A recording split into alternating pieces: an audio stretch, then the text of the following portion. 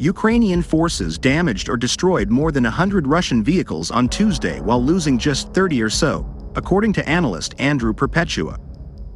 It was a nearly record-high number of daily losses for the Russians and also a nearly record-high gap between Russian and Ukrainian losses in a single day. Ukraine's explosive first-person view drones are largely responsible for the carnage, if Perpetua's tally is accurate. More than 70 of the approximately 100 strikes on Russian vehicles involved the $500 drones, which Ukrainians deploy at a rate of 100,000 or more a month.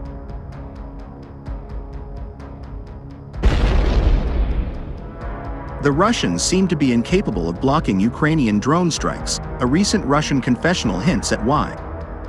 While Russian industry produces a wide array of anti-drone radio jammers which in theory block the signals between drones and their operators, many of these jammers simply don't work.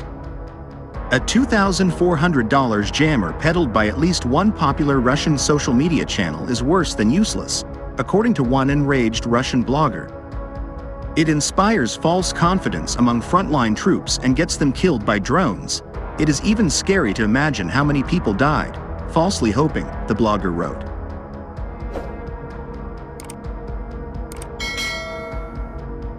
The multi-frequency jammer the blogger disassembled and inspected isn't the first ineffective Russian drone jammer to show up on the front line of Russia's 28-month wider war on Ukraine. In early April, a Ukrainian brigade staged a daring 3-night raid to steal an immobilized Russian tank sporting a new jammer, only to discover the jammer didn't work very well. However, the blogger's jammer might be the worst of these bad devices, and the blogger identified a huge list of technical errors, and also criticized the jammer's weight and size, the carrying handle that breaks.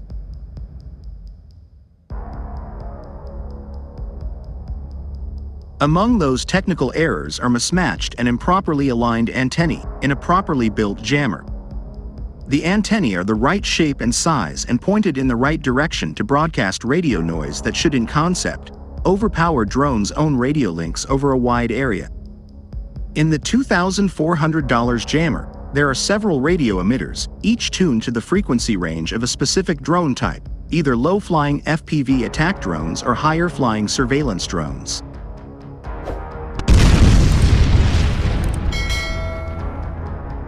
The problem is that many of the antennae for jamming the FPV drones point up, even though FPV drones tend to attack from the side.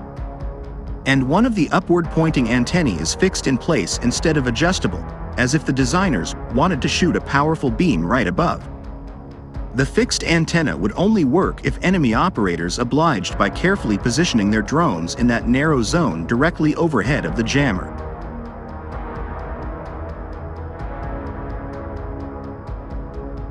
Meanwhile, Russian forces in Ukraine have lost almost 8,000 tanks since the start of Moscow's full-scale invasion, according to figures published by Ukraine's military on Thursday. 3 were lost in the past 24 hours of fighting, the update posted to social media said on Thursday, bringing Kyiv's total tally of Moscow's tank losses since February 2022 to 7,987. Although precise figures are hard to come by, Ukraine's statistics do offer some insight into the toll wrought by more than 2 years of bitter fighting.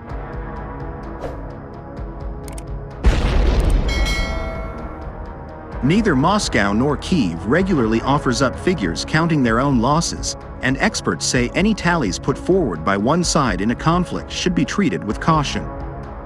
Back in February, the London-based International Institute for Strategic Studies, IISS, said Russian tank losses had surpassed 3,000, a number greater than the number it had when it launched its offensive in 2022. In late April, British Armed Forces Minister Leo Docherty said UK estimates put Russian main battle tank losses at nearly 3,000, with total Russian armored vehicle losses standing at more than 10,000.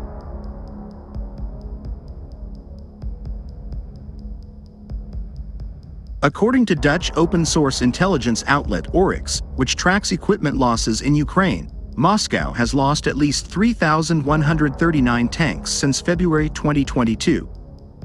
This count only includes visually verified losses, meaning the true tally is likely to be much higher.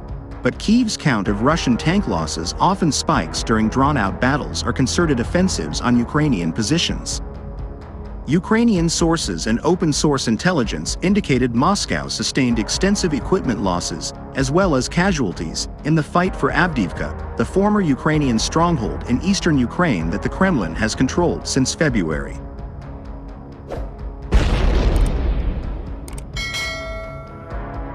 Experts previously told Newsweek that early on in Russia's war effort, there were significant failures in organization and planning of tank assaults, as well as poor training, low morale, and ruptures in the chain of command.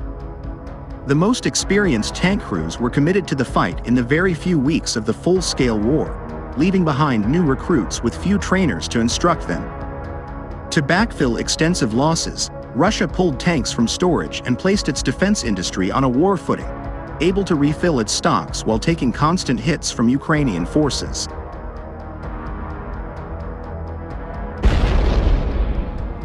In late January, the British government estimated that Russia could likely produce around 100 main battle tanks a month to prop up its armored assaults. Domestic Russian tank production has increased fivefold since February 2022, Russian President Vladimir Putin said in February, and Russia has already begun to sacrifice quality for quantity with its tanks. The IISS evaluated earlier this year, there is no doubt that Russian heavy armor losses in Ukraine have been vast, Michael Giersted, an IISS research analyst, said this month.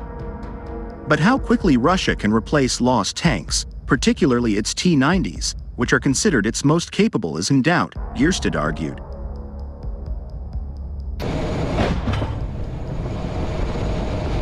Ukraine often publicizes footage appearing to show the successful targeting of high-value assets like T-90s, typically using explosive first-person view (FPV) drones. Ukraine initially received a smattering of Soviet-era tanks, replacing like-for-like the vehicles it was losing from its original fleet, before receiving Western-made Leopard, Challenger and Abrams tanks from early 2023. Moscow's defense ministry said on Wednesday that Ukraine had lost a combined total of 16,374 tanks and other armored combat vehicles since early 2022. This could not be independently verified.